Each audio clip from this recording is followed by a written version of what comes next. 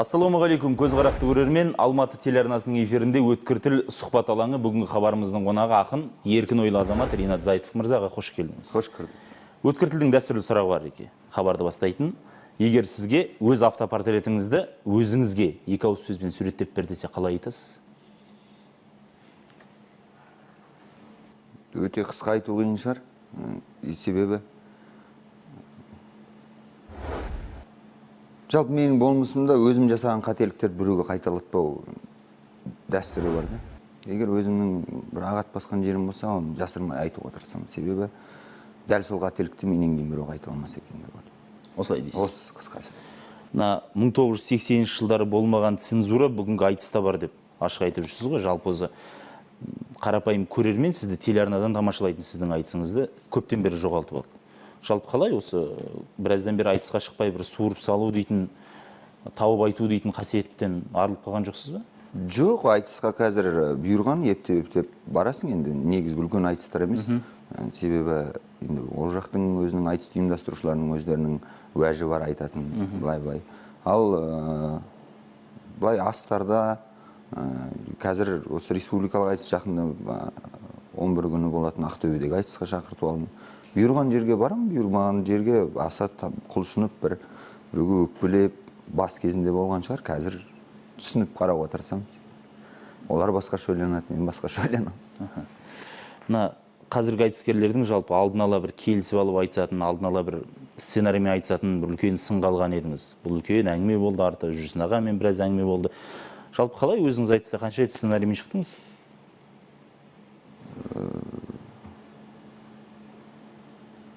Аса бір мынау деп айтпаймын, бар, 4-5 айтыс бар. Оның 4-5 айтыстың болған себебі кейде әріптестердің ішінде бір ерекше жақын араласатын адамдарың болады.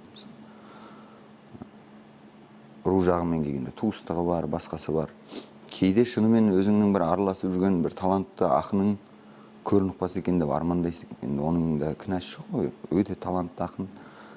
Бірақ халықтың алдына шыққан кезде елдің қошеметі басқа ақынға ауып кетеді. Ол жаңағы әртістік ойнайды, басқасы ойнайды. Сондай себептер болған кезде біз бұл басында айтыстың келісіп алу деген өсіп ақырын келе бастаған кезде мынандай деңгейге өршіп кетеді деп біреуміз ойланған жоқпыз. Кейін ашық түрде келісіп алу басталған кезде ақырын бірінші әріптестерімізбен ақылдастық. Былай болды, оның ішінде көнбегендер болды. Сонымен оны бәрібір халықтың алдына бір шығару керек болды. Ол жердегі мақсатым бір өзімді таза көрсетіп, бір ақылды көрсетіп, мен ғана керемет айтсам, басқа ақындар емес. Ол жердегі мақсат айтысқа деген халықтың құрметі жоғала бастады. Біле бастады, келісіп алып айтысатын барлығы. Соны біреу ашық айту керек болды. Оған қазір өзім әріптестерім жағынан да ренжитіні бар, ренжімейтіні бар. Бірақ бір қуанатын жас ақындар айтады, ағасы дұрыс айтасыз, біз айтысқа келгелі бір дұрыстап адам құсап суырып салып айтысып көрген жоқпыз дейді. Сол мақсатта айтылған нәрсе, оған ешқандай өкінішім де жоқ, басқасы да жоқ. Жалпы өзім үлкен арманым осы айтыстан келісіп алу кетсе екен бір жолата деген.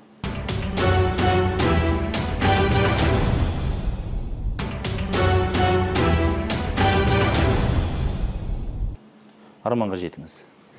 Сіздің жұлдыздар отбасы дейтін басылымға берген сұхбатыңыз бар екен, мынадай үзінді бар. Мен жұлдыз ауруына шалдыға бастап едім. Жүрсін ағам жұлдыздығыңды қой. Не жұлдыз бол, не ақын бол деді. Сол кезде барып есімді жидым дедіңізді. Жалпы қалай екен бұл жұлдыз болсаң бір жерге табаның тимей бастай ма? Жоқ, адамның ішкі сезімі басқаша бола бастайтын шығар. Бір-ақ күнде ойлаңыз, аягөзде кішкентай қалашықта туып 90-шы жылдары барша қауыммен, ел жұртпен, мемлекетпен бірге сол заманның таршылығын, жоқшылығын бәрін көріп, 2001 жылы айтысқа шығатын үстіндегі киім былай қойып, аяқ киім болмаған бала едік қой біз. Домбыраның сыртында футлярымыз жоқ болатын. Оның өзі домбыраны біреуден сұрап алып. Сөйтіп келген дәрежеде бір-ақ күнде өзің телеарнадан көріп жүрген адамдарыңмен араласып, халықтың қошеметін көрген кезде батырды бәрекелді өлтіреді деген сөз бекер айтылмаған ғой. Адамның ішінде бір жексұрын меменді қоянады.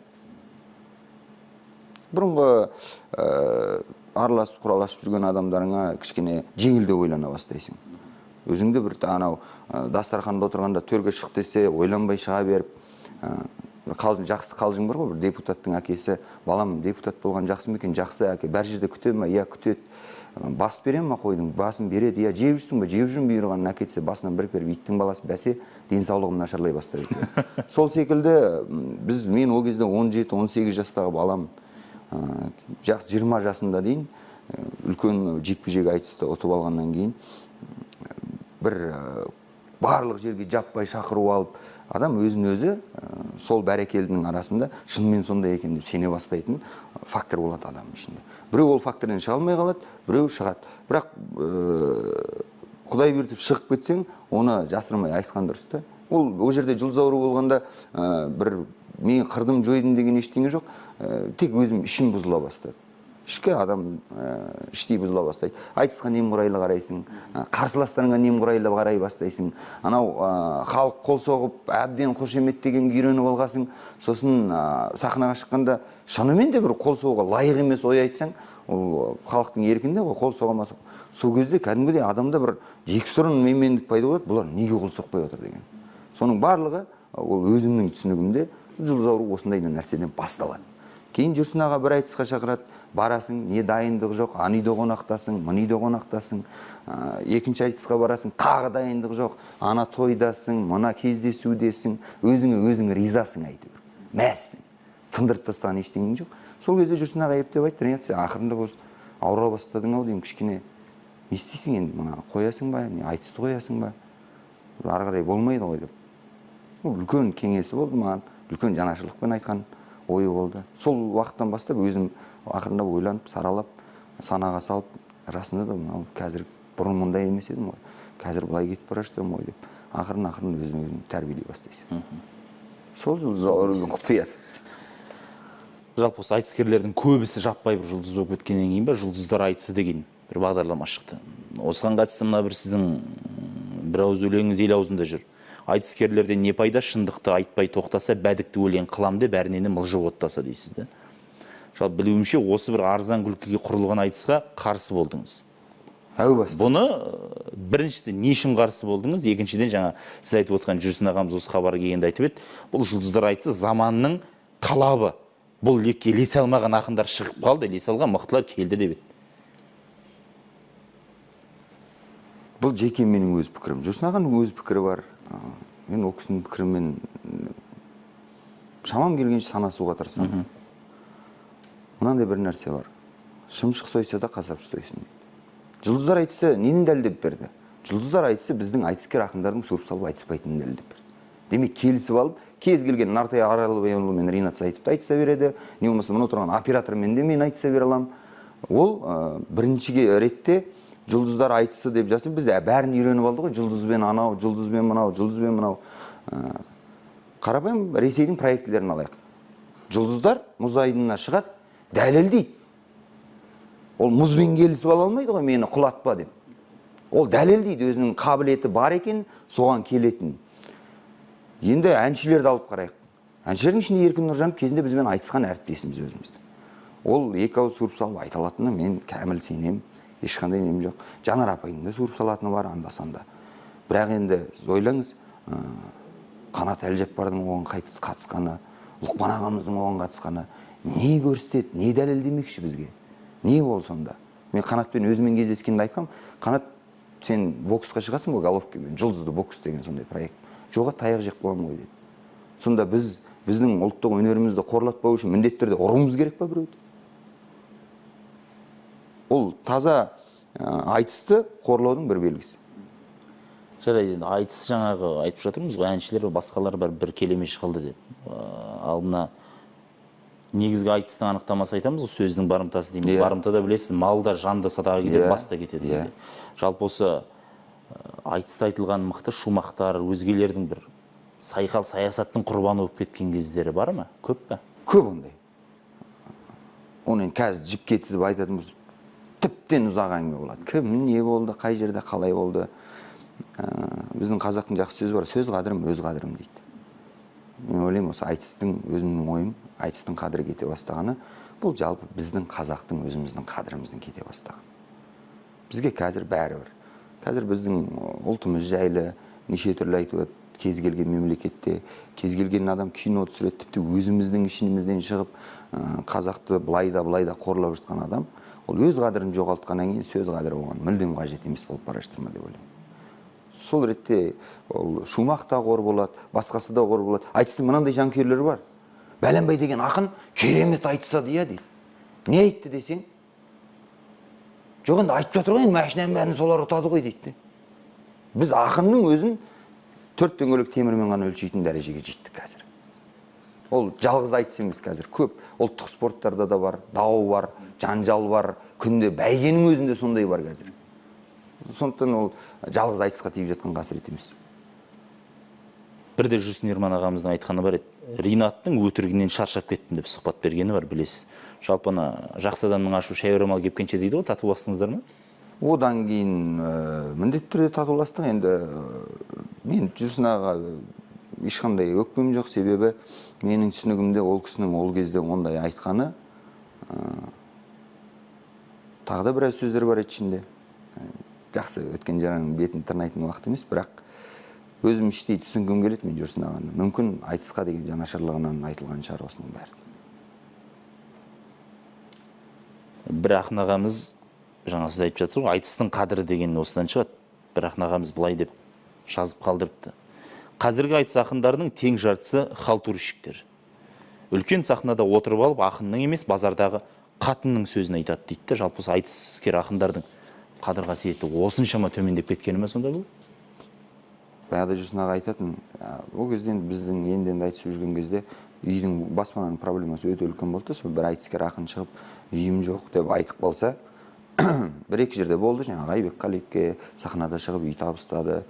Содан кейін енді ақындарда пейілді ғой, бір айтады, айтысқа шыққаннан кейін үйім жоқ, анау оны жаңағы бір өлеңнің формасымен жеткен кезде аяныштылау жетеді. Сол кезде Жүрсін аға айтатын, сендерге айтыс деген не? Үй квартира беретін жер ма? Неғұрлым өзіңнің жеке жұлдыз болуыңды, халыққа ұнауыңды ойлай бастаған сайын, солай айтыстың да әлсірей бастайды. Ақындар халтурщик деп отырған. Бұл кісі өз басым ойлаймын, жазба ақын ба деп. Себебі жазба ақындарға өте жеңіл. Отырып үйінде жазады, өзіне ұнаса болды, халыққа ол жете ма, өлең жетпей ма?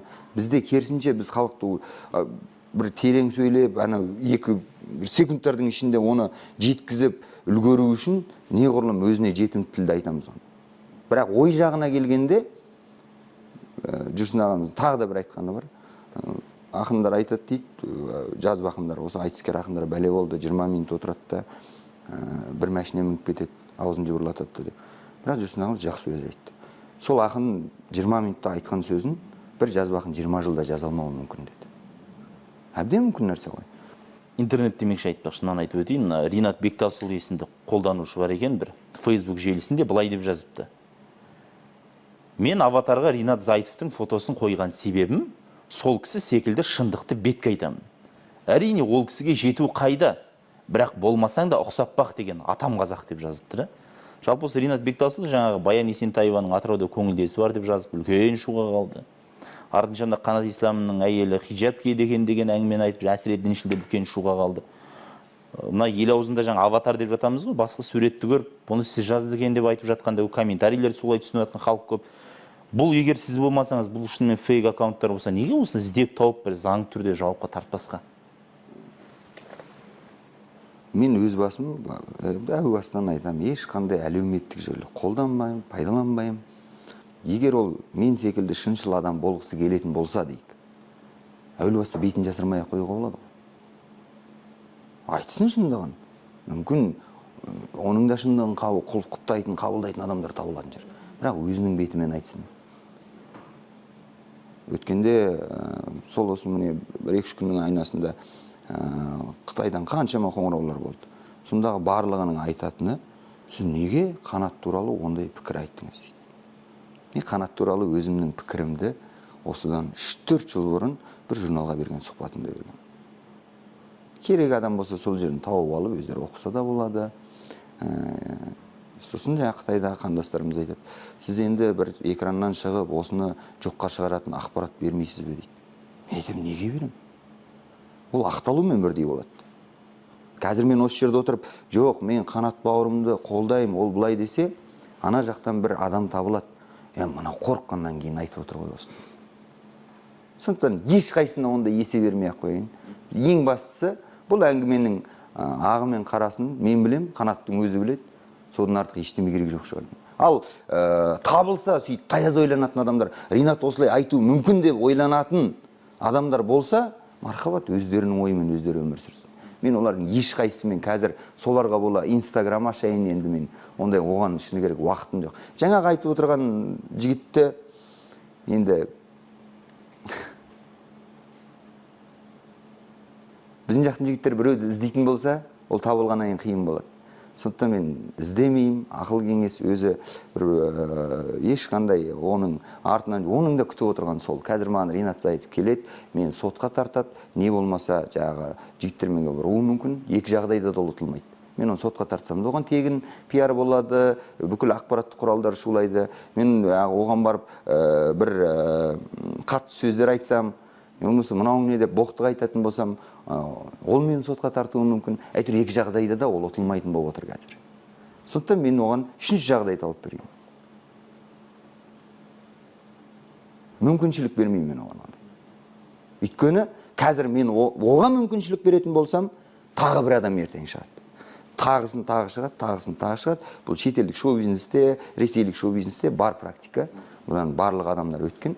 Сондықтан ондай адамдарға мен ешқандай бірдеңе айтып, былай болды деп, уақытымды кетіруге татымайтын адамдарға мен уақытымды кетіргім келмейді.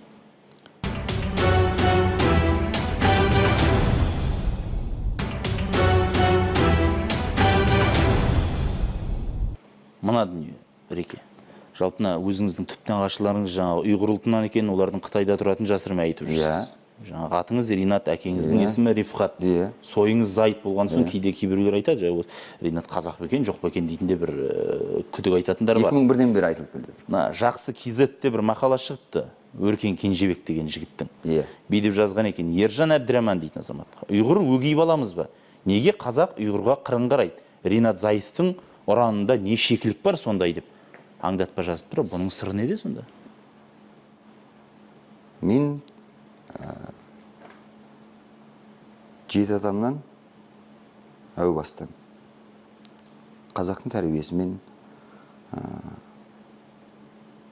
қазақ болып өскен адам. Есенқұл Жақыпбеков жарықтықтың шешесі орыс болды. Бірақ қашан ол сахнаға шығып қазақ пен орыс тату болсын, бірге болсын деді. Ол кіндіктен, қай ұлттан тарады, сол ұлтқа қызмет етуге барлығы міндетті. Біріншіден бұл. Екіншіден, мен біз Қазақстанда тұрып жатқан ұйғырлардың біразын зерттедім. Олардың өзі де екі топқа бөлінеді екен, қазақиланғаны бар, басқасы бар. Әкемнің шешесі 58-ші жылы сол Қытайда қалып қойған адам. Әкем 4 жасында болғанда. Мен ол кісіні 2006 жылы көрдім бір рет Қытайдан. Содан кейін хабарым да жоқ, басқа да жоқ, себебі ол кісінің бөлек жанұясы бар. Әкем хабарласып тұрады, басқа туыстар араласады. Ол ұранның артында ешқандай шикілік жоқ. Мынаны түсініп алуын сұраймын. Жаңа Өркен Кенжебек деген өте ақылды адамдар көп, мен қазір көп естіп жүрмін әңгімелерін. Бұлардың артында кімдер тұрған, бұлар не үшін ол әңгімені айтып отырғанын да білемін. Қазір бірақ соны айтатын болсам, тағы да қазақ екіге бөлінеді, тағы да сол үшеудің арасында кім қалады? Ринат Зайытов қалады. Өркен Кенжебек болсын, Желкен Кенжебек болсын, басқа кім болсын, түгеліне айтамын. Бір ауыз сөз айтамын. Мен Қазақстанның баласы емеспін. Мен қазақтың баласымын. Осы екеуін ажыратып алсын. Өйткені мен қазақ ұлтына, қазақ ұлтының болашағының тәрбиесіне тырнақтай үлес қоса алсам, менің жер бетіндегі миссиям аяқталды деп есептей беруге болады. Солған қанша қажырым жетеді, мен соған қызмет етуге барымды салам. Өйткені өмірде адам бір нәрсе тындыру керек қой. Біреу мешіт салады, біреу көпір салады. Мен ең болмаса бір 10 қазақтың баласын тәрбиелеп кетсем деген арманым бар. Ол менің мақсатым алға қойған. Ал мынандай алып қашпа әңгімелер ондай көп естимін. Ит үреді, көш жүреді, жақсы адам артынан сөз жүреді. Біреу менің артынан сөйлесе мен қуанам демек, мен оның алдындамын. Мына бір сөзіңіз, Реке. Өйткені қазақ дейтін қой сияқты қасқыр көрсе, орнында қататұғын бауыздауға болса да төрт аяғын жүнімді қырқама деп жататұғын дейді. Жалпы осындай сөздеріңіз жиілі қиылып қалып жатады ғой. Осындай бір қиылып қалу, алып тастау, естіртпеу дейтін бұл бір қазіргі қазақ дейтін ұлы халық деп өзімізді айтамыз ғой. Осы ұлы халықтың бойындағы бір жасықтық па, жарамсақтық па? Бұл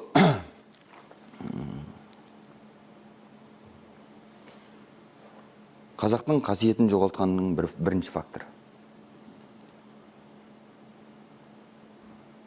Ешкім президент келіп айтпайды, ақындар аузын жапсын. Немесе қазір премьер-министр келіп айтпайды, сенаттың төрағасы келіп айтпайды. Бұл бір шолақ белсенділер бар. Өтірік жоғарғы жақ дейді. Жоғарғы жағын кім десең, өздері жауап бере алмайды ол сұраққа. Бірақ әйтеуір мен отырған жерге жалын тимесе болды. Мен тыныш болсам болды дейді. Қазақта мынандай бір жақсы сөз бар екен. Пайғамбардай жігіт бар, мінерге есегі жоқ. Есектей жігіттер бар, малының есебі жоқ дейді. Қазіргі біздің қоғамға не жетіспей жатыр? Біздің қоғамға көп нәрсе жетіспейді қазір. Біздің үлкен дертімізге айналған. Неге жігіттерде есек жоқ, есектерде малдың есебі көп? Оның себебі бүкіл жаппай ұлтымыздың қорқақтық дерті мен немқұрайлық дертіне шалдығу. Бізге қазір бәрібір. Біздің үйімізге, өзіміздің жаман бір бөлмелі, екі бөлмелі үйімізге жау келмейінше бізге бәрібір.